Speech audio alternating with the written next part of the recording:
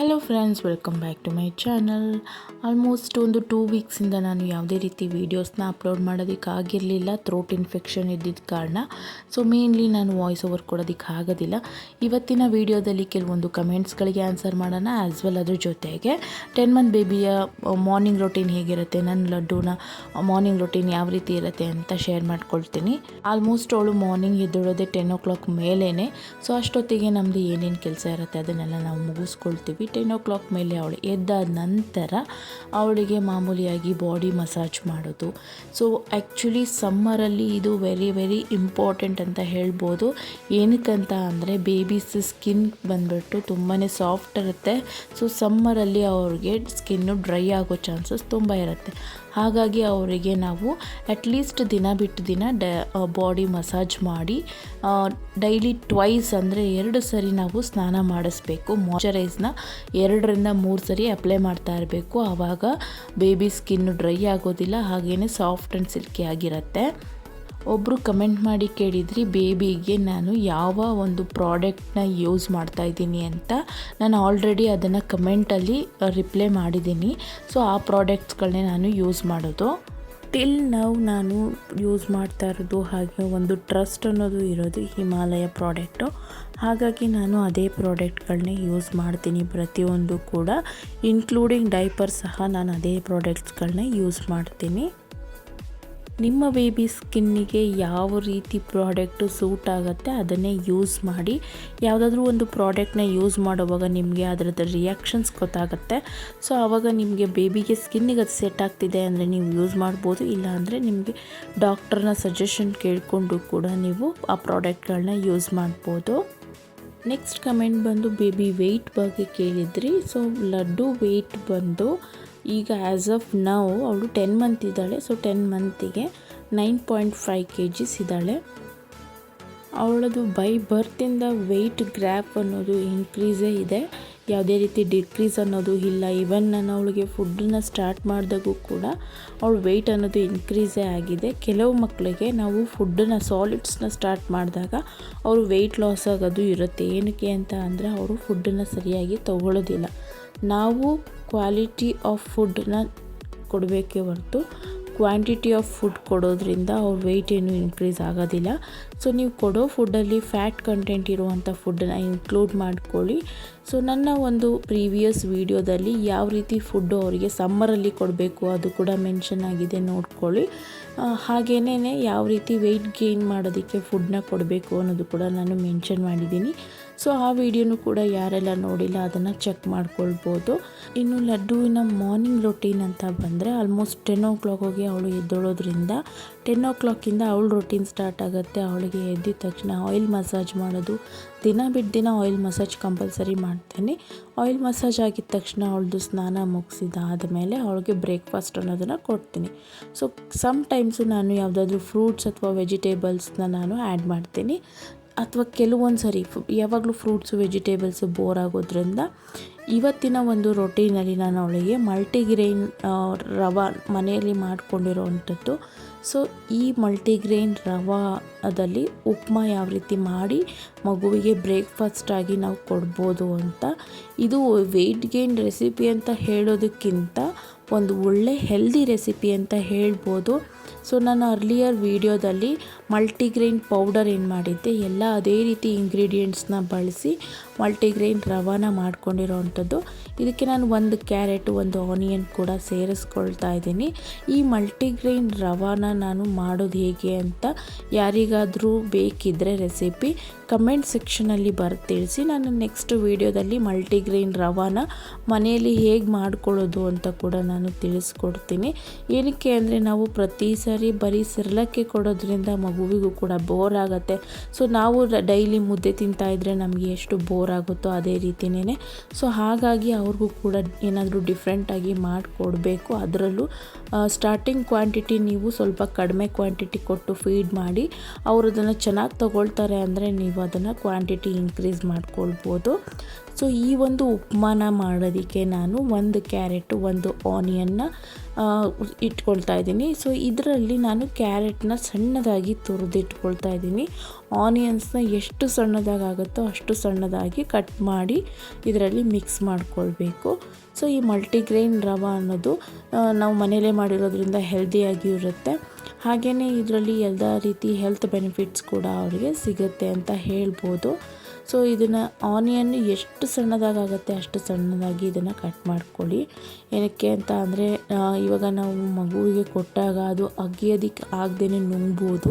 So ನುಂಗಿದಾಗ ಅದನ್ನು ಈಸಿಯಾಗಿ digestion ಆಗೋ ಥರ ಇರಬೇಕು. ಸೊ ನಾವು ಏನೇ ಅದರಲ್ಲಿ ಮಿಕ್ಸ್ ಮಾಡಿದ್ರು ಕೂಡ ಅದು ತುಂಬ ಸಣ್ಣದಾಗಿದ್ದರೆ ಅವ್ರಿಗೂ ಕೂಡ ಅದು ಡೈಜೆಷನ್ ಮಾಡ್ಕೊಳ್ಳೋದಕ್ಕೆ ಈಸಿ ಆಗುತ್ತೆ. ಸೊ ಹಾಗಾಗಿ ಈಗ ಅದನ್ನು ಯಾವ ರೀತಿ ಮಾಡ್ಕೊಳ್ಳೋದು ಅಂತ ನೋಡೋಣ. ಈಗ ಒಂದು ಡ್ರೈ ಪ್ಯಾನ್ನ ಇಟ್ಕೊಂಡು ಅದಕ್ಕೆ 1 ಟೇಬಲ್ ಸ್ಪೂನ್ ಆಗುವಷ್ಟು ಗೀನ ನಾನು ತೊಗೊಳ್ತಾ ಇದ್ದೀನಿ. ಮಗುವಿಗೆ ಕೊಡೋದ್ರಿಂದ ಯಾವುದೇ ರೀತಿ ಆಯಿಲ್ನ ಯೂಸ್ ಮಾಡಬೇಡಿ. ಸೊ ಗೀ ಹಾಕೋದ್ರಿಂದ ಕೂಡ ಅವರಿಗೆ ತುಂಬಾ ಒಳ್ಳೆಯದು. ಹಾಗಾಗಿ 1 ಟೇಬಲ್ ಸ್ಪೂನ್ ಆಗುವಷ್ಟು ಗೀನ ನಾನು ಇಲ್ಲಿ ಸೇರಿಸ್ಕೊಳ್ತಾ ಇದ್ದೀನಿ. ಇದಕ್ಕೆ ಸಣ್ಣದಾಗಿ ಹಚ್ಚಿಟ್ಕೊಂಡಿರುವಂಥ ಈರುಳ್ಳಿನ ನಾನಿಲ್ಲಿ ಸೇರಿಸ್ಕೊಳ್ತಾ ಇದ್ದೀನಿ. ಈರುಳ್ಳಿನ ಲೈಟಾಗಿ ಫ್ರೈ ಮಾಡ್ಕೊಂಡಿದ್ದ ನಂತರ ಕ್ಯಾರೆಟ್ ಅನ್ನೋದನ್ನು ಕೂಡ ನಾನು ಸೇರಿಸ್ಕೊಳ್ತಾ ಇದ್ದೀನಿ.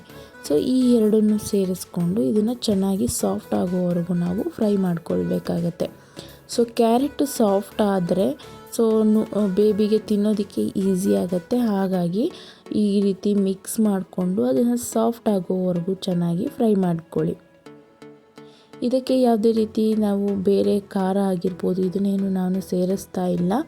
ಸೊ ಮಗುವಿಗೆ ಮಾಡೋದ್ರಿಂದ ಅದರಲ್ಲೂ 10 ಮಂತ್ ಬೇಬಿಗೆ ಮಾಡೋದ್ರಿಂದ ಸೊ ನಾವು ಮಲ್ಟಿಗ್ರೈನ್ ರವೆ ಏನು ಮಾಡ್ಕೊಂಡಿದ್ದೀವಲ್ಲ ಸೊ ಅದರಲ್ಲೇ ಜೀರಿಗೆ ಮತ್ತು ಪೆಪ್ಪರ್ ಅನ್ನೋದನ್ನು ಸೇರಿಸಿರ್ತೀವಿ. ಸೊ ಹಾಗಾಗಿ ಇದರಲ್ಲಿ ಅಡಿಷ್ನಲಿ ಖಾರ ಅನ್ನೋದು ಯಾವುದನ್ನು ನಾವು ಸೇರಿಸೋ ಅವಶ್ಯಕತೆ ಇಲ್ಲ. ಮಗುವಿಗೆ ಅಗತ್ಯಕ್ಕೆ ಬೇಕಾಗಿರುವಂಥ ಖಾರ ಅದರಲ್ಲಿರುತ್ತೆ.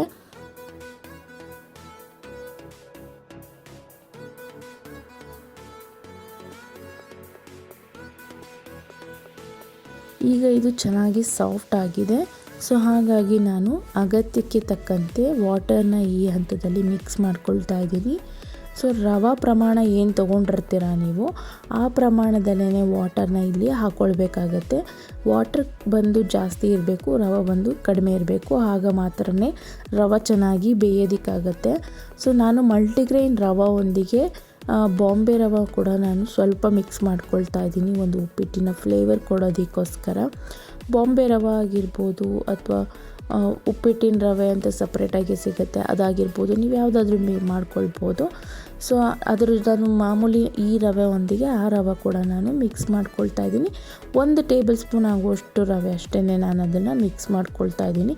ಓವರಾಲ್ 2 ಸೇರಿಸಿ 2 ಟೇಬಲ್ ಸ್ಪೂನ್ ಆಗುವಷ್ಟು ರವೆ ಹಾಕ್ಕೊಳ್ತೀನಿ. ಅದಕ್ಕಿಂತ ಮುಂಚೆ ನೀರನ್ನ ಕುದಿಯೋದಕ್ಕೆ ಬಿಟ್ಟಮೇಲೆ ಆದಮೇಲೆ ನಾನು ಒಂದು ಅರ್ಧ ಟೇಬಲ್ ಸ್ಪೂನ್ ಆಗುವಷ್ಟು ಬೆಲ್ಲನ ಇಲ್ಲಿ ಮಿಕ್ಸ್ ಮಾಡ್ಕೊಳ್ತಾ ಇದ್ದೀನಿ.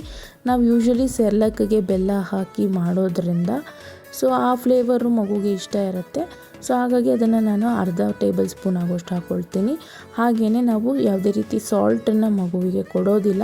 ಆದರೆ ಇದು ಉಪ್ಮಾ ಆಗಿರೋದ್ರಿಂದ ಅವರಿಗೆ ಸಪ್ಪೆ ಅನಿಸುತ್ತೆ. 1 ಚಿಟಿಕೆ ಆಗುವಷ್ಟು ಸಾಲ್ಟನ್ನು ನಾವಿಲ್ಲಿ ಸೇರಿಸ್ಕೊಳ್ಬೋದು. ಸೇರಿಸ್ಕೊಂಡಿದ್ದ ನಂತರ 1 ಟೇಬಲ್ ಸ್ಪೂನ್ ಮಲ್ಟಿಗ್ರೈನ್ ರವೆ ನಾವೇನು ಮಾಡ್ಕೊಂಡಿರ್ತೀವಿ ಅದು, ಇನ್ನೂ 1 ಟೇಬಲ್ ಸ್ಪೂನ್ ಆಗುವಷ್ಟು ಮಾಮೂಲಿ ರವೆ ಉಪ್ಪಿಟ್ಟಿನ ರವೆ ಏನಿರುತ್ತೆ ಅದು, ಈ ಎರಡನ್ನು ನಾವು ಈ ಹಂತದಲ್ಲಿ ಸೇರಿಸ್ಕೊಳ್ಬೇಕು. ಸೇರಿಸ್ಕೊಂಡಿದ ನಂತರ ಅದು ಚೆನ್ನಾಗಿ ಆಲ್ಮೋಸ್ಟ್ ಒಂದು 5 ಮಿನಿಟ್ಸ್ ಬೇಯೋದಕ್ಕೆ ಬಿಡಬೇಕಾಗುತ್ತೆ. 5 ಮಿನಿಟ್ಸ್ ಅದನ್ನು ಚೆನ್ನಾಗಿ ಬೇಯಿಸ್ಕೊಂಡ್ಮೇಲೆ ಸಾಫ್ಟ್ ಆಗುತ್ತೆ. ಸೊ ಸಾಫ್ಟ್ ಆದಾಗ ಅದು ತಿನ್ನೋದಕ್ಕೆ ಬರುತ್ತೆ. ಸೊ ಹಾಗಾಗಿ ಚೆನ್ನಾಗಿ ಇದನ್ನು ಕುದಿಯೋದಕ್ಕೆ ಬಿಟ್ಟು ಅರೌಂಡ್ 5 ಮಿನಿಟ್ಸ್ ಇದನ್ನು ಬೇಯಿಸ್ಕೊಳ್ಬೇಕಾಗತ್ತೆ.